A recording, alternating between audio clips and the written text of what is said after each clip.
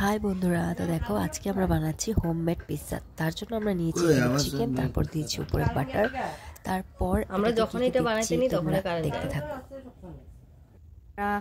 আমরা কি করে বানাচ্ছি, কেমন করে বানাচ্ছি, তো সবটাই তোমাদের সাথে একটু একটু করে শেয়ার করার চেষ্টা করবো। তো তোমরা দেখতে থাকো, আর ভালো লাগলে অবশ্যই লাইক করে দিও। টাটা।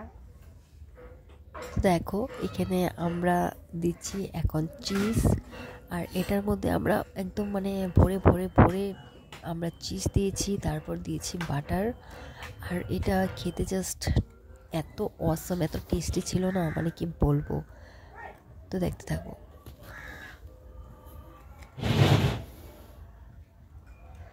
তো পিৎজা অ্যাকচুয়ালি আমরা যখন ওভেনটা নতুন নিয়েছিলাম, তখন আমরা ওটাতে ময়দা মেখে তারপর আমরা বানাতাম। তো আজকে যে পিৎজাটা বানানো হচ্ছে, এটা হচ্ছে পিৎজা বেস এনে তারপর বানানো হচ্ছে। এটা রেডিমেড পিৎজা বেস, যেটাতে আমরা পিৎজা হয়, তো ওটা দিয়ে আমরা বানাচ্ছি। তো দেখো এখানে আমরা দিচ্ছিলাম এটা পেঁয়াজ পাতা। এটাকে টুকরো টুকরো করে কেটে পিৎজার মতনই ওটাকে আমরা ভালো করে কেটে কেটে দিয়েছিলাম। আর পিৎজাটা অ্যাকচুয়ালি আমার ভাই বানাচ্ছিল, কারণ ও আগেও অনেক অনেক টেস্টি করে বানাতো। আর আজকেও আমি ভেবেছি যে আজকে ছোটো মোটো একটা